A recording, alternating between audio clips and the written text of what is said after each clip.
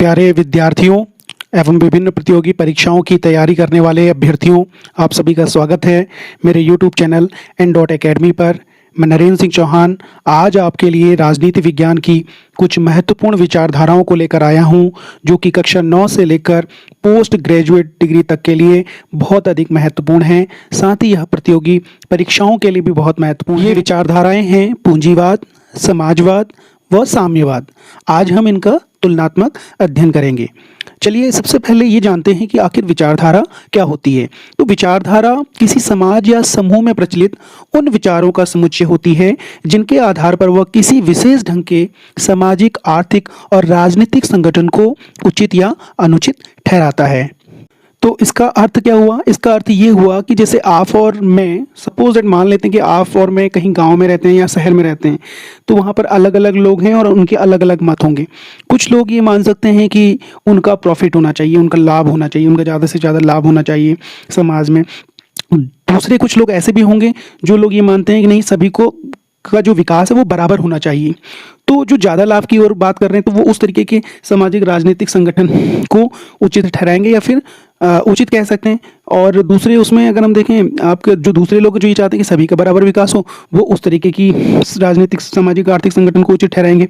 तो इससे उनके जो विचार जनरेट हुए हैं, उनका जो विचारों का एक प्रकार से हम कह सकते हैं समूह तैयार हुआ है, वह विचारों का जो समूह तैयार हुआ है उसी के अनुरूप वो क्या करते हैं, किसी जो है व्यवस्था को उचित या अनुचित ठहराते हैं। तो कुल मिला के ये क्या है?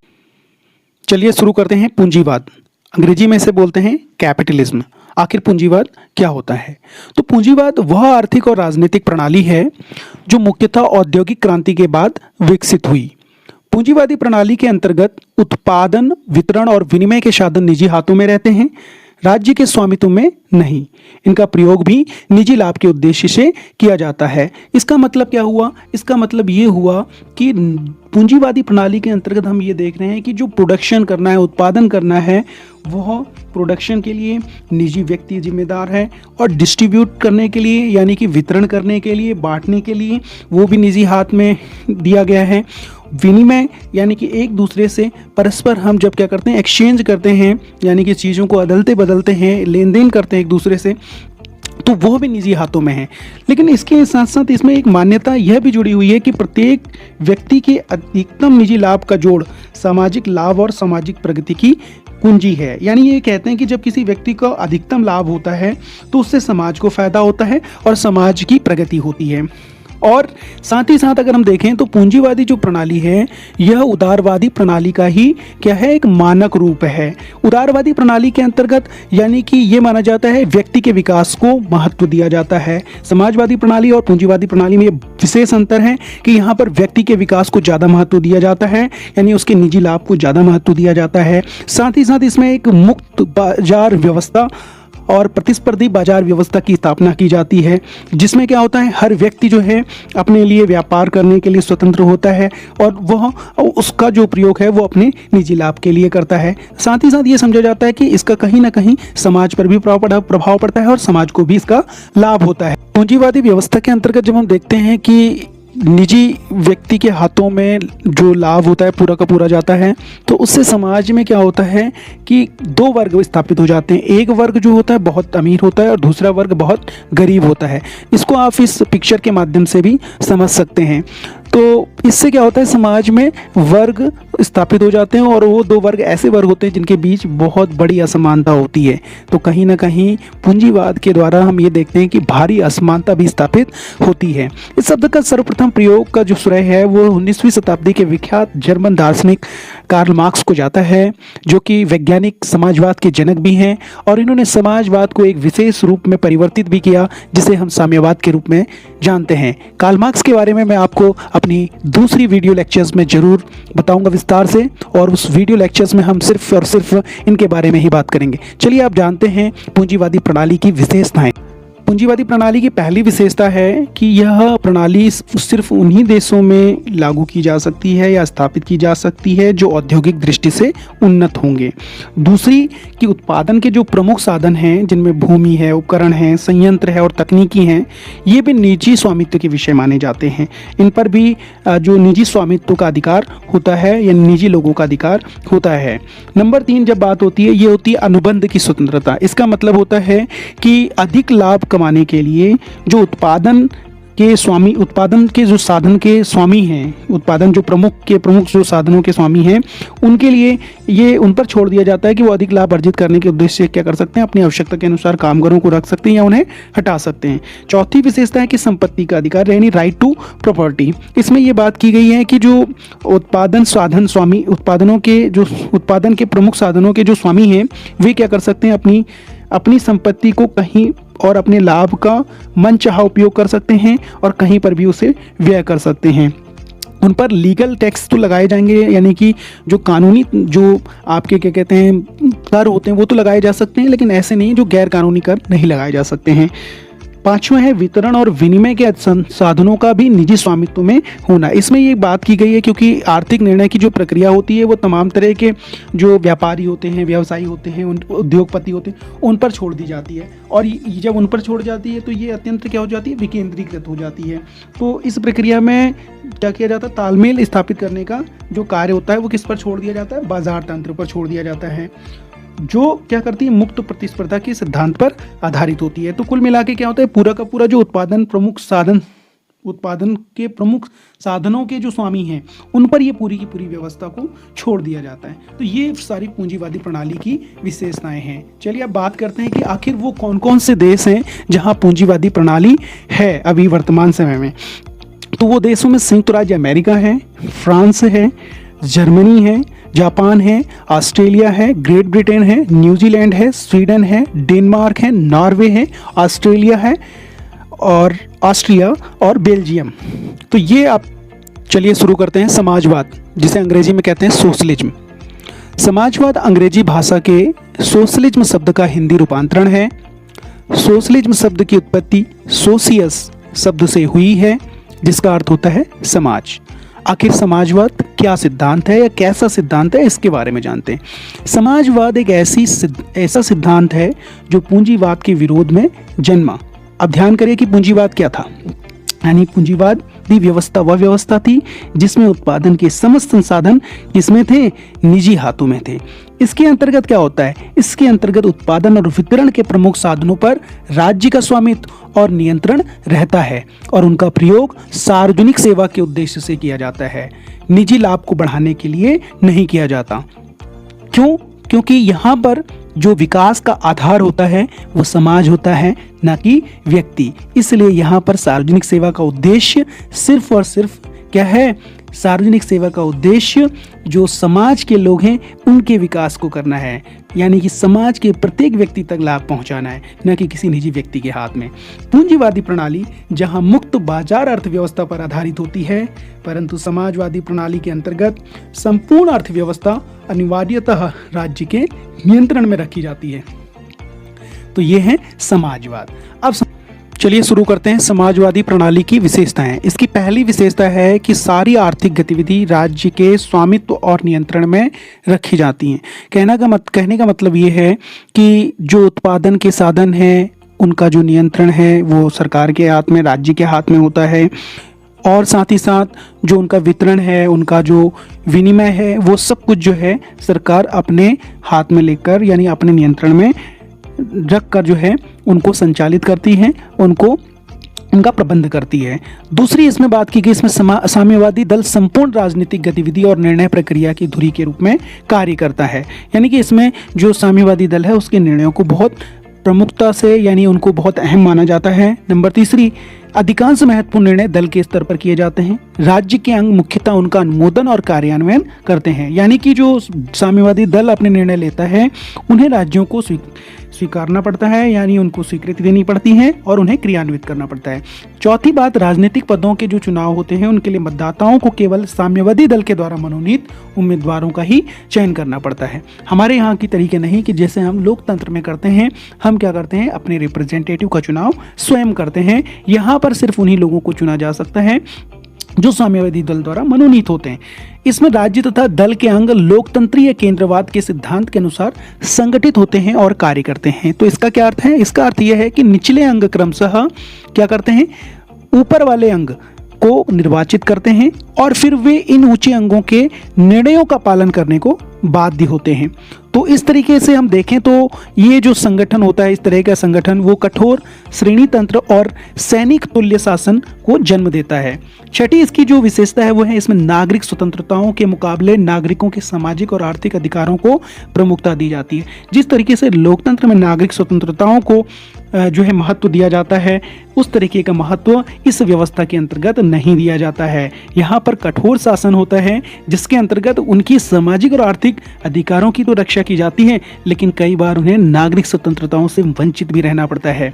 तो आगे बढ़ते हैं, आप देखते हैं समाजवादी प्रणाली के प्रमुख उदाहरण कौन कौन से देश हैं, आखिर किन किन देशों में समाजवादी प्रणाली है। तो अगर हम देखें, वर्तमान में चीन में समाजवादी प्रणाली है, रूस में है, उत्तर कोरिया में है, वियतनाम में है, क्यूबा में है और लाओस में है। कुछ वर्षों पूर्व 1991 से पूर्व भी कई देशों में समाजवादी प्रणाली थी, लेकिन जैसे ही सोवियत संघ का विघटन हुआ, उससे जुड़े हुए जो अन्य देश थे जिन्होंने समाजवादी प्रणाली अपनाई थी, उन्होंने उस समाजवादी प्रणाली का त्याग कर दिया। तो इसमें है हंगरी, पोलैंड, पूर्वी जर्मनी, चेकोस्लोवाकिया, उसके बाद आपका Romania, Bulgaria, Yugoslavia, Mongolia, Albania और दक्षिणी यमन। ये सारे के सारे जो राष्ट्र थे, अब इन्होंने अपने यहाँ समाजवादी प्रणाली का परित्याग करके पूंजीवादी प्रणाली को अपना आधार बना लिया है। चलिए अब देखते हैं कि आखिर पूंजीवादी और समाजवादी प्रणाली में क्या अंतर है, यानी कि उनमें मूलतः क्या भेद हैं। चलिए इसके बारे में जानते हैं। तो एक तरफ हम देखेंगे, इधर विषय दिए गए हैं, दूसरी तरफ उनकी कंपैरेटिव स्टडी की गई है, यानी कि उनको कंपेयर किया गया एक दूसरे से। तो विषय में सबसे पहला पॉइंट अगर हम देखें तो यहाँ बात आती है कि उत्पादन के प्रमुख साधनों की स्थिति कैसी होती है पूंजीवादी प्रणाली में और कैसी होती है समाजवादी प्रणाली में। तो यहाँ पर पूंजीवादी प्रणाली में उत्पादन के जो साधन होते हैं वो निजी स्वामित्व के अंतर्गत होते हैं, जबकि समाजवादी प्रणाली में समाज के अंतर्गत होते हैं, यानी सार्वजनिक स्वामित्व के अंतर्गत होते हैं, यानी कि राज्य के अंतर्गत होते हैं, यानी राज्य का उस पर स्वामित्व होता है, न कि किसी व्यक्ति का। ये मूलभूत अंतर है इन दोनों में। उत्पादन का उद्देश्य देखिए, पूंजीवादी प्रणाली में उत्पादन का उद्देश्य होता है निजी लाभ, जबकि समाजवादी प्रणाली में सामाजिक आवश्यकताओं की पूर्ति, यानी कि समाज के विभिन्न वर्गों के लोगों की क्या की जाती है, आवश्यकताओं की पूर्ति की जाती है।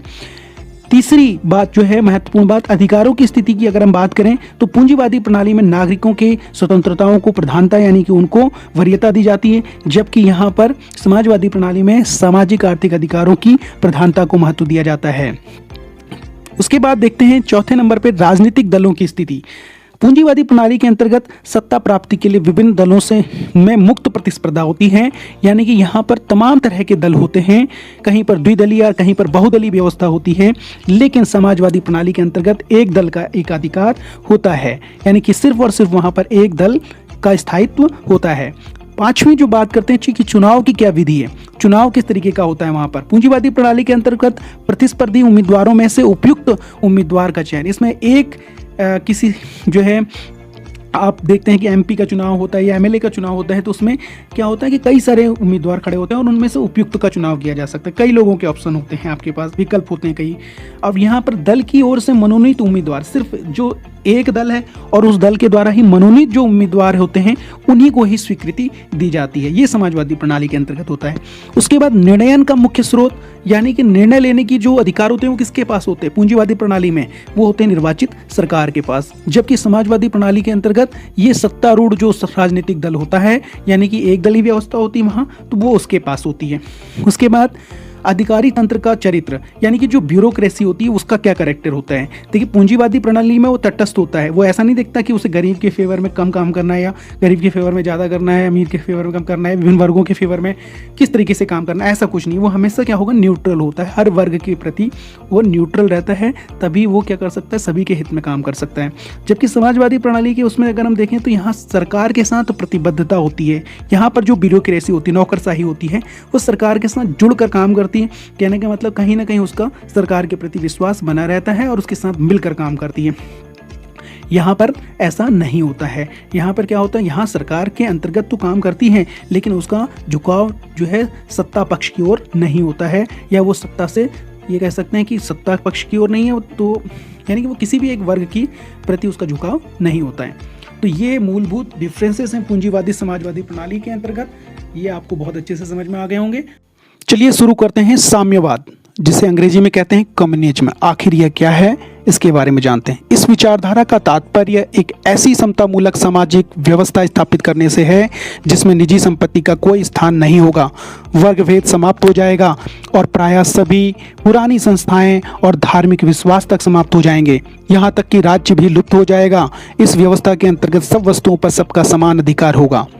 तो इससे एक बात स्पष्ट होती है, थोड़ा सा अगर हम पीछे जाएं तो हमने पूंजीवाद और समाजवाद में एक चीज़ समझी जो कि बहुत कॉमन थी। वो ये बात थी कि हमने देखा पूंजीवाद के अंतर्गत निजी स्वामित्व को महत्व दिया जाता है, निजी लाभ को ज़्यादा महत्व दिया जाता है, यानी निजी व्यक्ति के विकास को ज़्यादा महत्व दिया जाता है। जबकि समाजवाद के अंतर्गत सामाजिक स्वामित्व को महत्व दिया जाता है, राज्य के स्वामित्व को महत्व दिया जाता है। वहाँ किसी इंडिविजुअल्स या निजी व्यक्ति के लाभ को महत्व नहीं दिया जाता, बल्कि सार्वजनिक लक्ष्य जिसके अंतर्गत सार्वजनिक विकास को ज़्यादा महत्व दिया जाता है, ये समाजवाद था। और समाजवाद से भी आगे की जो स्टेज है, यानी कि जो वह अवस्था जो बहुत ज़्यादा विकसित अवस्था है, वह साम्यवाद है, जिसके अंतर्गत यह बताने की कोशिश की गई है कि यहाँ पर निजी संपत्ति का कोई स्थान नहीं है, यहाँ पर वर्ग भेद पूरी तरीके से समाप्त हो जाएगा। क्योंकि यहाँ पर क्या होता है, समाजवादी व्यवस्था के अंतर्गत क्या किया जाता है कि जो सर्वहारा वर्ग होता है, वह वर्ग जो काम करने वाला वर्ग होता है, मजदूर वर्ग होता है, वह पूंजीपति वर्ग पर क्या करता है, आधिपत्य स्थापित कर लेता है, यानी कि उसके बीच रिवोल्यूशन होता है। क्यों होता है रिवोल्यूशन? इसलिए होता है क्योंकि पूंजीवादी व्यवस्था से समाजवादी व्यवस्था तक आते आते हमने देखा कि पूंजीवादी व्यवस्था में दो वर्ग बन जाते हैं, जिसमें एक बहुत अधिक जो है उच्च होता है, जो अमीर होता है, दूसरा निम्न वर्ग होता है, जो गरीब होता है। उनके बीच में भारी असमानताएं होती हैं, जिससे उनके बीच में संघर्ष होता है, और संघर्ष के बाद हमने देखा कि मजदूर वर्ग जो है वो क्या करता है, पूंजीवादी वर्ग पर क्या करता है, पूंजीपति वर्ग पर क्या करता है, अपना आधिपत्य स्थापित करता है। यानी वहां पर रिवोल्यूशन होती, क्रांति होती है, और उसके बाद जो होती पूरी की पूरी जो सत्ता होती है वो कामगार वर्ग के पास आ जाती है, सर्वहारा वर्ग के पास आ जाती है।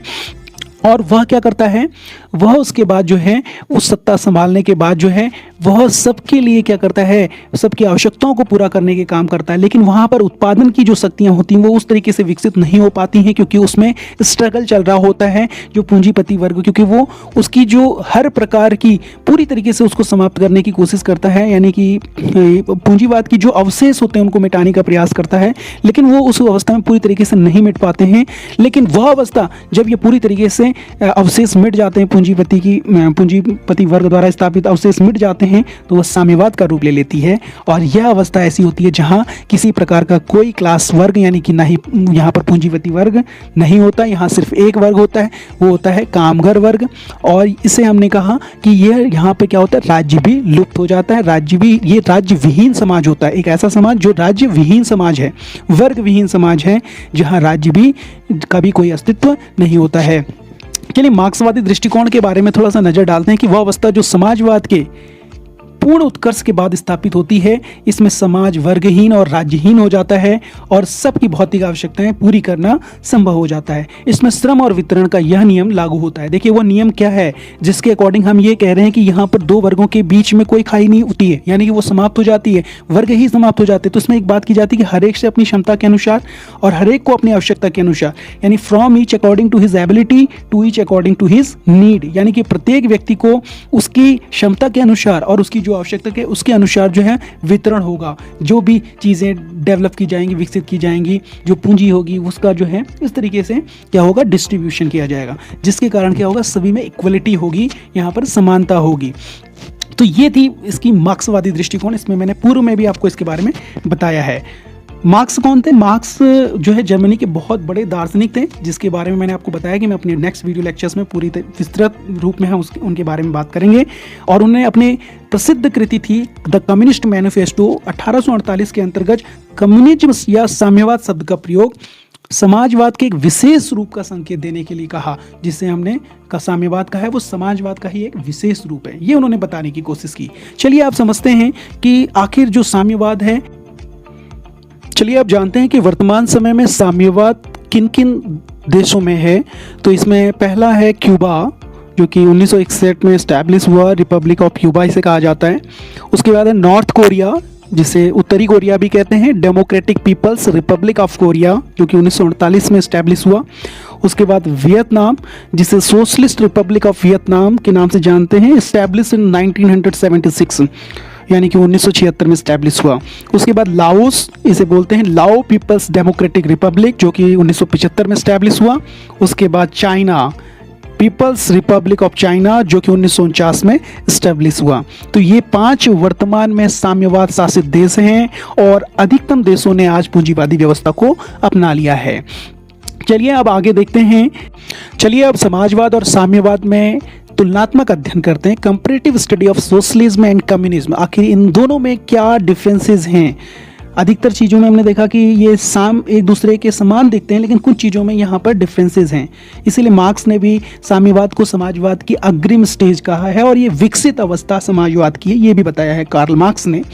तो पहला पॉइंट अगर हम देखें कि उत्पादन के प्रमुख साधनों की स्थिति, तो दोनों ही विचारधाराओं के अंतर्गत हम देखते हैं कि यहाँ पर सामाजिक स्वामित्व होता है उत्पादन के जो साधन होते हैं उन पर, यानी कि समुदाय का, समाज का, लोगों का, या फिर ये कह सकते हैं कि पूरे राज्य का। हालांकि दोनों में राज्य की बात करें तो समाजवाद के अंतर्गत तो राज्य अभी यहाँ पर राज्य विहीन नहीं होता है, लेकिन साम्यवाद के अंतर्गत राज्य विहीन समाज होता है। तो दोनों में स्वामित्व किसका होता है? सामाजिक स्वामित्व होता है।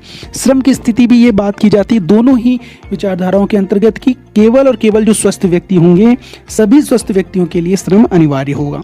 राजनीतिक व्यवस्था में जब हम समाजवाद की बात करते हैं तो इसमें सर्वहारा का अधिनायक तंत्र की बात की गई है। ये औद्योगिक क्षेत्रों में काम करने वाले कामगारों का वर्ग था, जो कि पूंजीवाद के अंतर्गत हमने देखा कि इसकी जो स्थिति थी वो बहुत दयनीय हुई और ये काफ़ी निचले स्तर पर आ गया। यानी कि कहने का मतलब इस वर्ग की अनदेखी की गई।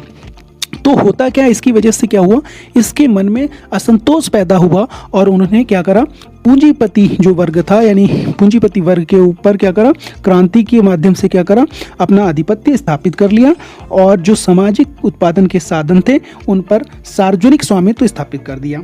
ये थे सर्वहारा के अधिनायक तंत्र। सर्वहारा का अधिनायक तंत्र इस तरीके से स्थापित हुआ, यानी कि कहने का मतलब यहाँ पर सार्वजनिक स्वामित्व स्थापित किया गया। दूसरी ओर अगर हम देखें साम्यवाद में भी लगभग कुछ ऐसी बातें हैं। वो ये कहते हैं कि जब सर्वहारा का अधिनायक तंत्र स्थापित हो जाता है तो यहाँ पर सभी लोग मिलकर के अपनी व्यवस्था को एक साथ चलाते हैं, क्योंकि यहाँ पर सिर्फ और सिर्फ जनसाधारण कामकर वर्ग होता है और हमारा जो समाज होता है और जो वर्ग है वो वर्ग विहीन हो जाता है। यहाँ पर पूंजीपति वर्ग नहीं बचता, इसलिए काम वर्ग आपस में मिलकर सहयोग करके मिल बांट कर पूरी व्यवस्था को बेहतर तरीके से चलाते हैं। चौथी बात आती है उत्पादन की शक्तियों की स्थिति। तो समाजवाद के अंतर्गत उत्पादन की जो शक्ति होती है वो पूर्णतः विकसित नहीं हो पाती है, क्योंकि अभी भी यहाँ पर पूंजीपति वर्ग और कामगार वर्ग यानी सर्वहारा वर्ग के बीच में संघर्ष चल रहा होता है और यहाँ पर पूरी तरीके से जो ये कह सकते हैं कि जो शक्ति है वो नहीं मिल पाती है कामगार वर्ग को। और इस तरीके से जब कामगार वर्ग पूरी तरीके से उसके अवशेषों को मिटा देता है तब यहाँ पर वो अवस्था विकसित होती है।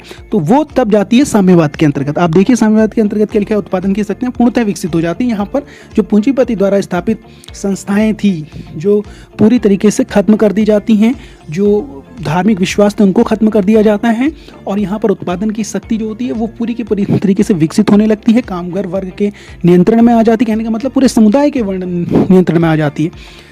छठी बात है अधिकारों की स्थिति की। अगर अधिकारों की स्थिति की बात करें तो समाजवाद कहता है कि हर एक से अपनी क्षमता के अनुसार और हर एक को अपने कार्य के अनुसार। तो यहाँ पर एक चीज़ समझिए, यहाँ पर क्या किया गया, जो बौद्धिक और शारीरिक श्रम है वो दोनों श्रमों में अंतर कर दिया गया, जबकि साम्यवाद के अंतर्गत बौद्धिक और शारीरिक श्रम में कोई अंतर नहीं किया गया है, वहाँ पूर्णतः समानता की बात की गई है। तो यहाँ पर हर एक से अपनी क्षमता के अनुसार और हर एक को अपने कार्य के अनुसार समाजवाद के अंतर्गत। तो ये कहते हैं क्षमता के अनुसार कार्य करेगा और उसने जितना काम किया उतना मिलेगा। लेकिन वहाँ पर कहते हैं कि वो अपनी क्षमता के अनुसार कार्य करेगा, लेकिन उसको जो मिलेगा वो उसको अपनी आवश्यकता के अनुसार मिलेगा। कैसे? सपोज दैट कोई व्यक्ति है, उसके घर में ज़्यादा लोग हैं तो उसकी आवश्यकता ज़्यादा है, किसी व्यक्ति के यहाँ कम लोग हैं तो उसकी आवश्यकता कम है। तो इन चीज़ों के पैरामीटर्स को देखते हुए जो वितरण होगा, वितरण के जो नियम हैं वो इस तरीके से लागू होंगे। इस तरीके से क्या होगा, इक्वलिटी होगी, समानता लागू की जा सकेगी, और इस तरीके से हम एक वर्गहीन और क्या करेंगे,